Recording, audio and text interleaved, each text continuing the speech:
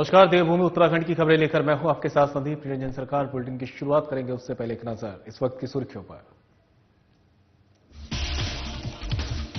One मंत्री सुबोध उनियाल ने की बैठक, दर्ज आपत्तियों के निराकरण के संबंध में बैठक। आपत्तियों को वन विभाग द्वारा किया गया संयुक्त निरीक्षण।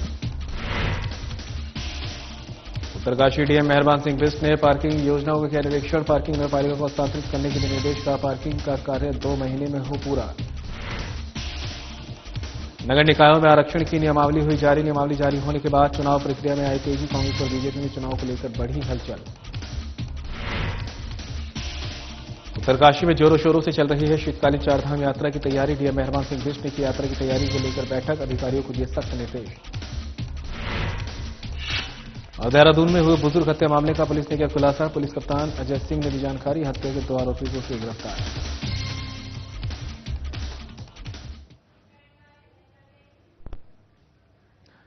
चलिए बुलेटिन की शुरुआत बड़ी खबर से करेंगे। देहरादून से सामने आ रही है वन मंत्री ने की अहम बैठक। ये बड़ी खबर आप तक पहुंचा रहे हैं। वन मंत्री सुबोध उनियाल ने बैठक की है।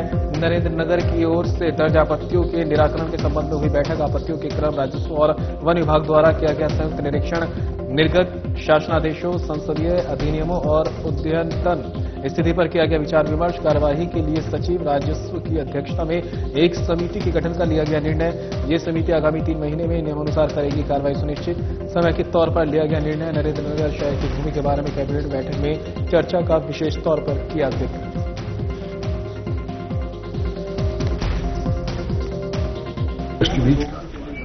उसको लेकर कैबिनेट में चर्चा भी थी और उसी के तहत में आज मेरी अध्यक्षता में एक मीटिंग बुलाई गई, जिसमें मुख्य सचिव राज्य की राजा रतूड़ी भी और प्रमुख सचिव वन और सचिव और डीएफओ की मर्जर एक्ट के तहत नरेंद्र नगर में जो मर्जर एक्ट में जो ट्रीटी की थी भारत सरकार और रजिस्ट्री, उसका अनुपालन नहीं हो पाया आज तक। और उसमें जो रेवेन्यू के नक्शों में और फॉरेस्ट के नक्शों में बहुत बड़ा अंतर दिखाई देता है। पूरे नरेंद्र नगर को फॉरेस्ट रिकॉर्ड में फॉरेस्ट दिखाया गया है। तो उसी को लेकर के व्यापक चर्चा हुई है तमाम बिंदुओं पर। उसमें अल्टीमेटली मुख्य सचिव ने एक राज्य सचिव की अध्यक्षता में एक कमेटी बनाई है, जिसमें राज्य सचिव के साथ साथ सचिव नगर विकास और अपर सचिव राजस्व के साथ अपर सचिव वन। और फिलहाल यहां रुकेंगे ब्रेक के लिए, कहीं मत जाएगा, जल्द होंगे हाजिर।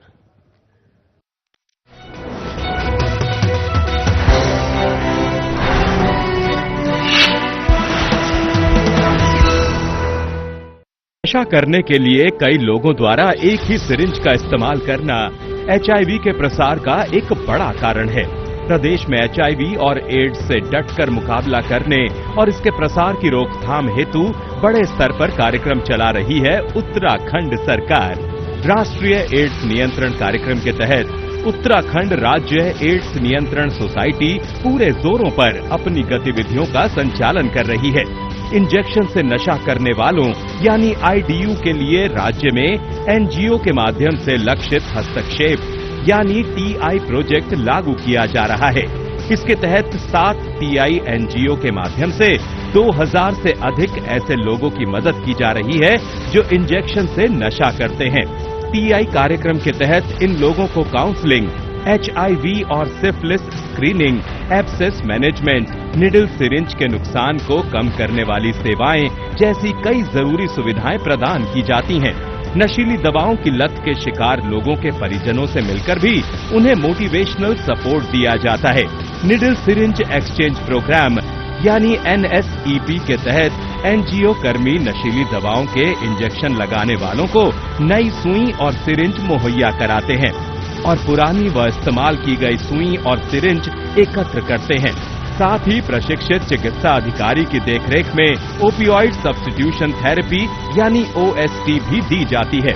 राज्य के सरकारी अस्पतालों में 8 ओएसटी सेंटर हैं, जो देहरादून, रुड़की, हरिद्वार, रामनगर, नैनीताल, रुद्रपुर, काशीपुर और सितारगंज में मौजूद है। साथ ही 2 सैटेलाइट ओएसटी सेंटर भी हैं, जो दूर दराज के इलाकों में ओएसटी की सुविधा देते हैं। इंजेक्शन से ड्रग्स का नशा छुड़ाने को हम हैं तैयार।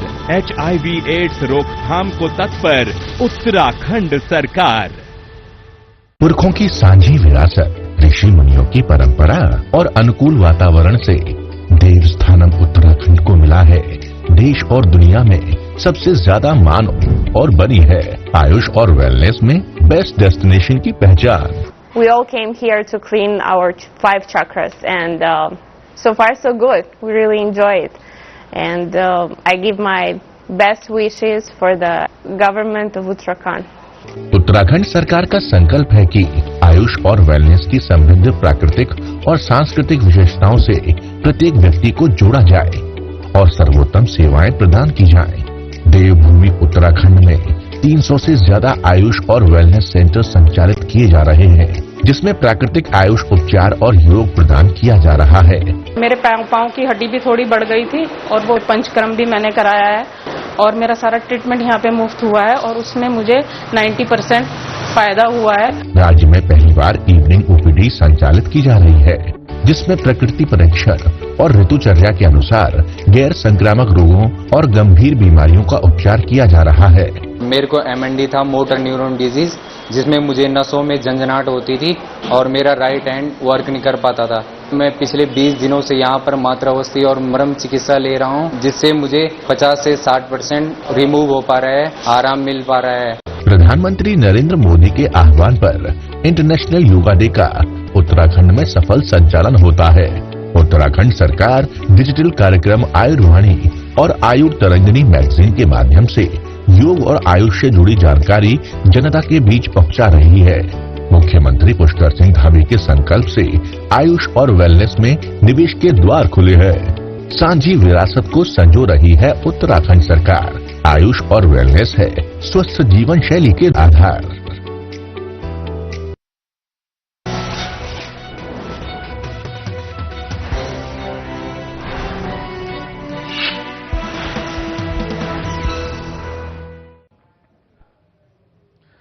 ब्रेक के बाद आप सभी का स्वागत है। बड़ी खबर का रुख कर लेते हैं। उत्तरकाशी से सामने आ रही है। डीएम मेहरबान सिंह बिष्ट ने किया है स्थलीय निरीक्षण। ये बड़ी खबर आप तक पहुंचा रहे हैं। जिला मुख्यालय की पार्किंग योजनाओं का स्थलीय निरीक्षण डीएम ने किया है। पार्किंग को जल्द नगरपालिका को हस्तांतरित करने की कार्रवाई करने के दिए निर्देश। जोशियाड़ा में निर्माणाधीन पार्किंग का कार्य 2 महीने में करे पूरा, कहना डीएम का। आगामी यात्रा काल से पूर्व इन दोनों पार्किंग का संचालन प्रारंभ करने के दिए निर्देश। बस स्टैंड उत्तरकाशी में 121 वाहनों की क्षमता वाली 2 मंजिला पार्किंग का किया गया निर्माण। पार्किंग के निर्माण का जिम्मा उत्तराखंड पेयजल निर्माण निगम चांबा को सौंपा गया। पार्किंग पर इन दिनों फिनिशिंग के अंतिम चरण के कार्य कराए जा रहे संपन्न। जिला मुख्यालय की पार्किंग स्थल की क्षमता बढ़ाई जानी जरूरी। पार्किंग स्थल का विस्तार किए जाने के लिए कार्यदायी संस्था की कर दी गई है नियुक्ति। निर्माण कार्य की गुणवत्ता पर रखा जाए विशेष ध्यान।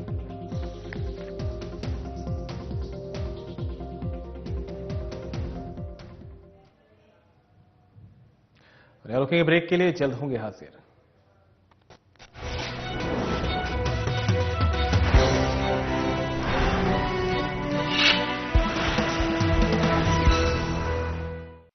प्रदेश के निवासी जिन खाद्य पदार्थों और दवाइयों का सेवन करते हैं, उनकी गुणवत्ता सुनिश्चित करने की जिम्मेदारी है उत्तराखंड सरकार के food safety and drug administration के मजबूत कंधों पर। और विगत 5 वर्षों से ये जिम्मेदारी बखूबी ढंग से निभा रही है FDA। FDA का नवनिर्मित भवन सहस्त्रधारा रोड देहरादून में मौजूद है। ये सरकारी औषधि परीक्षण प्रयोगशाला दवा के नमूनों के परीक्षण में उपयोग किए जाने वाले नवीनतम और अत्यधिक उन्नत उपकरणों से लैस है। दवा के नमूनों में माइक्रोबियल टेस्ट के लिए नए दिशा निर्देशों के अनुरूप एक नवनिर्मित पूरी तरह सुसज्जित माइक्रोबायोलॉजी लेबोरेटरी भी स्थापित की गई है। इतना ही नहीं, खाद्य नमूनों में अवशिष्ट एंटीबायोटिक दवाओं, कीटनाशक और भारी धातुओं का पता लगाने के लिए GCMS, ICP-MS, LC-MS जैसे उच्च स्तरीय उपकरण भी state food and drug testing laboratory में लगाए गए हैं।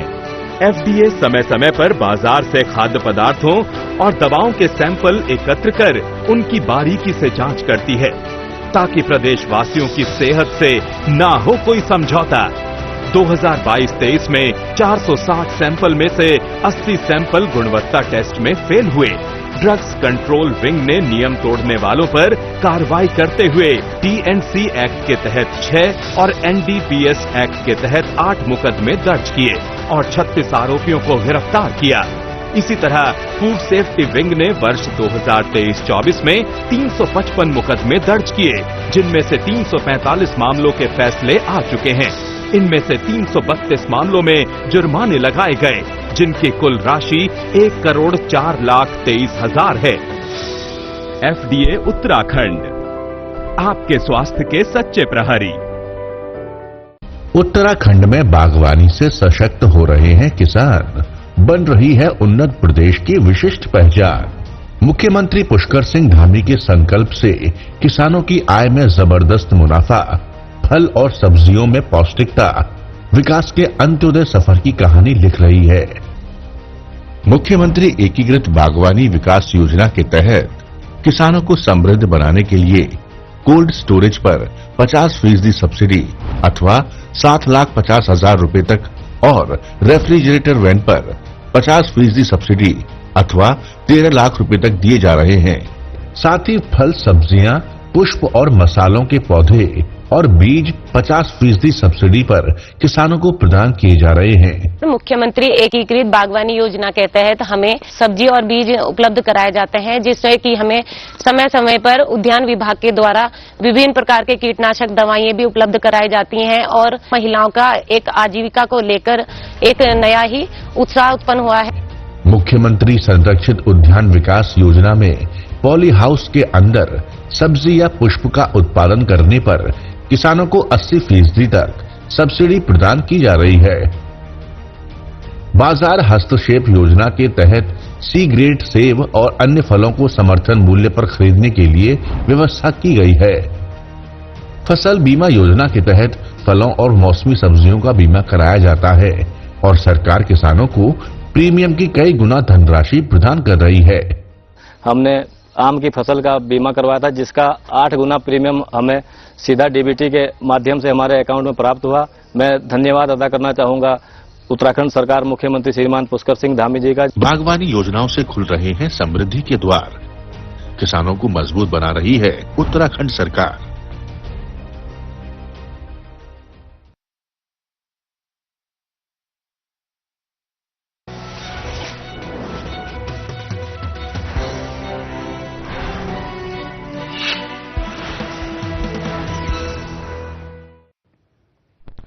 ब्रेक के बाद स्वागत है आपका और बड़ी खबर का इस वक्त का रुख कर लेते हैं। सामने आ रही है उत्तरकाशी से। आपको बता दें कि उत्तरकाशी में जोरों शोरों से चल रही है शीतकालीन चारधाम यात्रा की तैयारी है। बड़ी खबर आप तक पहुंचा रहे हैं।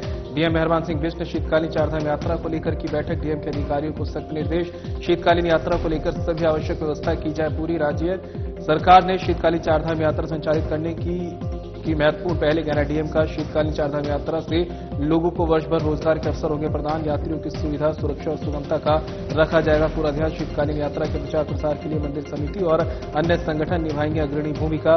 यमुना और गंगा आरती का किया जाएगा लाइव प्रसारण। देश के प्रमुख शहरों के टूर ऑपरेटरों का सम्मेलन होगा आयोजित। होटल एसोसिएशन टूर ऑपरेटर सम्मेलन की रूपरेखा तय कर ट्रेवल ऑपरेटर को करेगी आमंत्रित। टूर ऑपरेटरों के सम्मेलन के लिए प्रशासन करेगा पूरा सहयोग।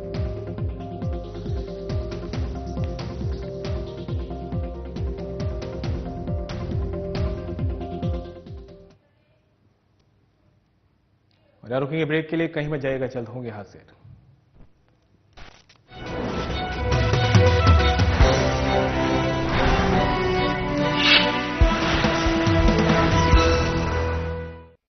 करने के लिए कई लोगों द्वारा एक ही सिरिंज का इस्तेमाल करना HIV के प्रसार का एक बड़ा कारण है। प्रदेश में HIV और एड्स से डटकर मुकाबला करने और इसके प्रसार की रोकथाम हेतु बड़े स्तर पर कार्यक्रम चला रही है उत्तराखंड सरकार।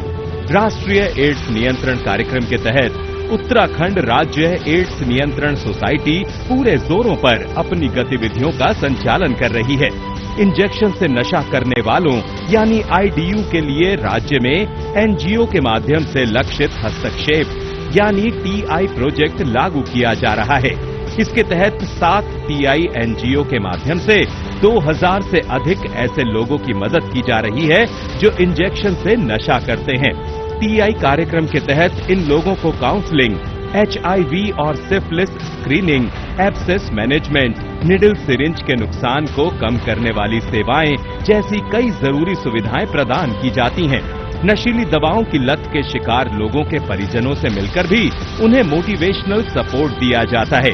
निडल सिरिंज एक्सचेंज प्रोग्राम यानी NSEP के तहत एनजीओ कर्मी नशीली दवाओं के इंजेक्शन लगाने वालों को नई सुई और सिरिंज मुहैया कराते हैं और पुरानी व इस्तेमाल की गई सुई और सिरिंज एकत्र करते हैं। साथ ही प्रशिक्षित चिकित्सा अधिकारी की देखरेख में ओपियोइड सब्स्टिट्यूशन थेरेपी यानी OST भी दी जाती है। राज्य के सरकारी अस्पतालों में 8 OST सेंटर हैं, जो देहरादून, रुड़की, हरिद्वार, रामनगर, नैनीताल, रुद्रपुर, काशीपुर और सितारगंज में मौजूद है। साथ ही 2 सैटेलाइट OST सेंटर भी हैं, जो दूर दराज के इलाकों में OST की सुविधा देते हैं। इंजेक्शन से ड्रग्स का नशा छुड़ाने को हम हैं तैयार। HIV एड्स रोकथाम को तत्पर उत्तराखंड सरकार।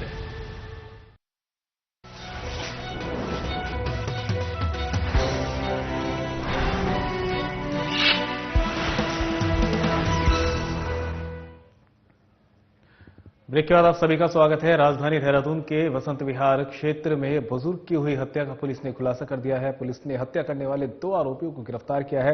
आरोपियों को पुलिस ने कोर्ट के आदेश पर जेल भेज दिया है। मामले का खुलासा पुलिस कप्तान अजय सिंह ने किया। उन्होंने हत्या का खुलासा करने वाली टीम को 25,000 रुपए का इनाम दिया है। आरोपियों की पहचान नवीन कुमार और अनंत जैन निवासी मेरठ के रूप में हुई है। पुलिस कप्तान ने बताया कि आर्थिक तंगी होने की वजह से दोनों आरोपियों ने मिलकर बुजुर्ग को मौत के घाट उतारा था। पहले बुजुर्ग से डरा धमकाकर रकम लेने का प्रयास किया, लेकिन जब बुजुर्ग ने रकम नहीं दी तो पकड़े जाने के डर से उन्होंने बुजुर्ग की हत्या कर दी। श्री गर्ग साहब रहते हैं वहां पर, अशोक कुमार गर्ग जी, जो NGC से रिटायर्ड है, और उनके घर में कोई हमला हो गया, लहूलुहान है। इस सूचना पर पुलिस तत्काल पहुंचकर उनको हॉस्पिटल ले गई थी, लेकिन हॉस्पिटल में उनको ब्रॉड डेड घोषित किया गया था।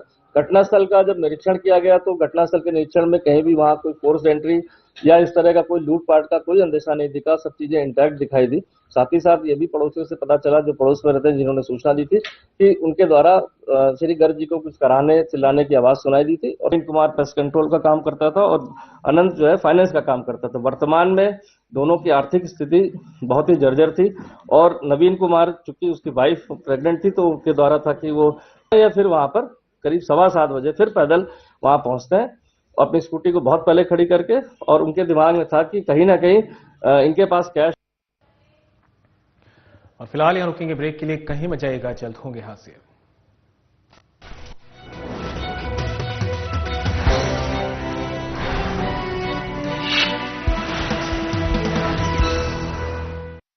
प्रदेश के निवासी